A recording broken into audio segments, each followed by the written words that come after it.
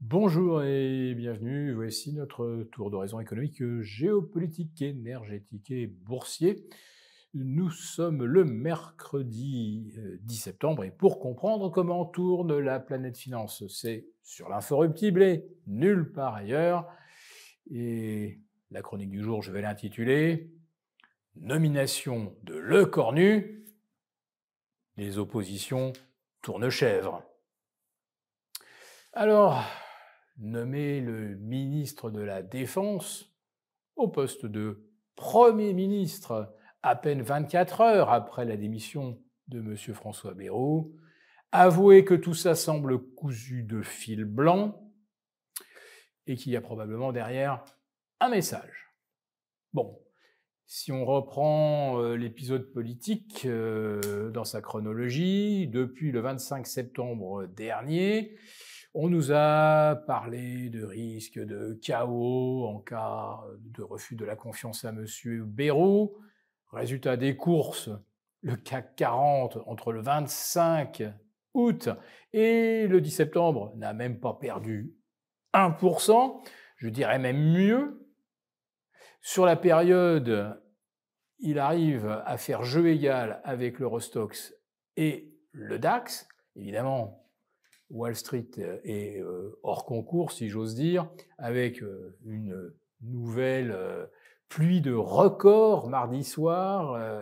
Nasdaq, Dow Jones, S&P, record de clôture. Bref, ça continue.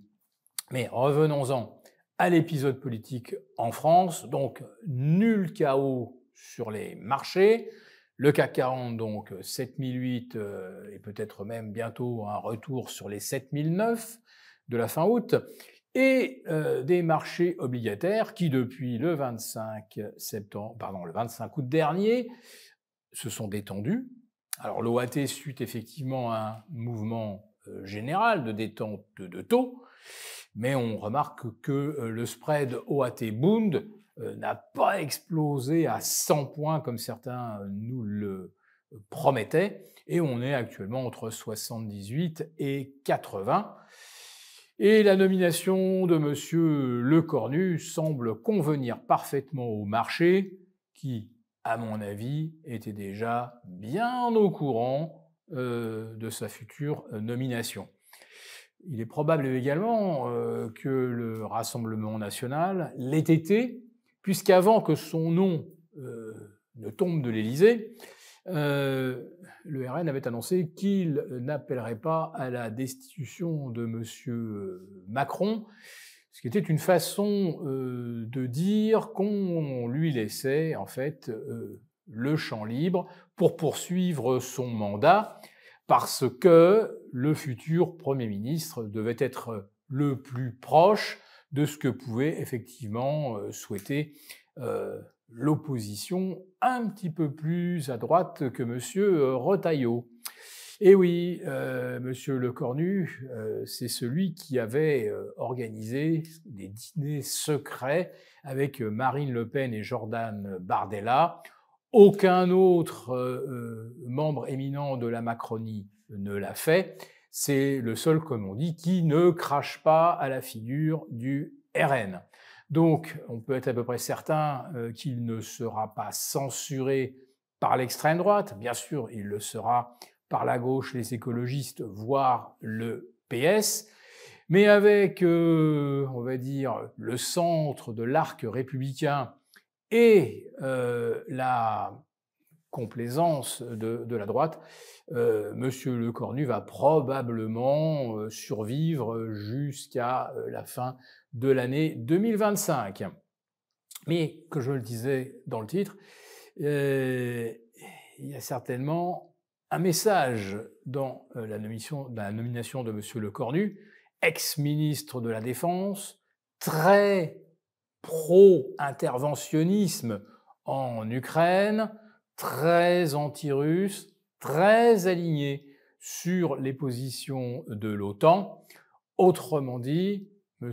Macron continue de mettre à la tête du pays des gens qui sont aux antipodes aujourd'hui de ce que souhaite l'électorat, c'est-à-dire une France complètement inféodé à l'Europe, vassalisé par les États-Unis, et qui garde le même logiciel de « on remplit les caisses en allant taxer les Français, on ne réduit pas les dépenses ».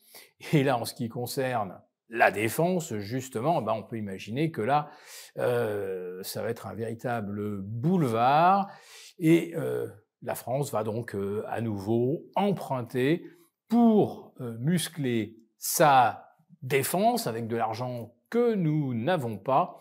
Et ça va évidemment beaucoup plaire à Ursula von der Leyen, puisque on a compris qu'elle s'appuyait quand même beaucoup sur la France dans sa croisade anti-russe, anti-Poutine. La réaction des marchés à tout ça, c'est que plus ça change, moins ça change. En gros, c'est M. Macron qui reste aux manettes. Les oppositions tournent chèvre, mais elles n'y peuvent rien.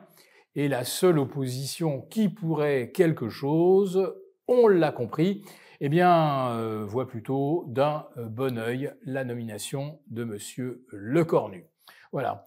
Donc, maintenant, qu'est-ce qui peut impacter le marché parisien? Peut-être une amorce de correction aux États-Unis. On était, je le disais, sur de nouveaux records à Wall Street, mais ce sont des records vraiment à la marge pour une poignée de points par-ci, pour 0,5% par-là.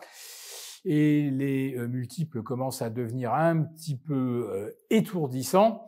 Et surtout, le fait accompli des 3 baisses de taux attendues devrait commencer à se faire ressentir.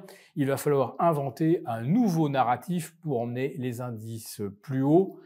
Et je pense qu'ils ont surtout besoin de souffler.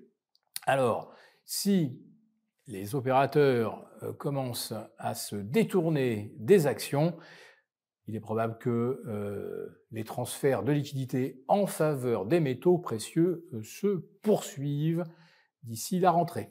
Je vous remercie de votre fidélité. Vous pouvez télécharger gratuitement notre rapport spécial qui contient nos solutions pour préserver votre épargne face à la faillite économique de la France, laquelle met en danger votre épargne.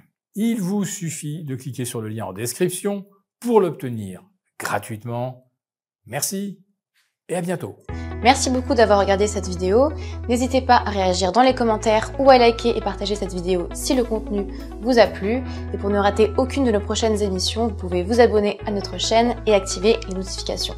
Et pour plus de contenu, n'oubliez pas que le dernier rapport rédigé par nos experts est accessible en cliquant sur le lien en description. On se retrouve tout de suite dans les commentaires et je vous dis à très bientôt pour une prochaine vidéo.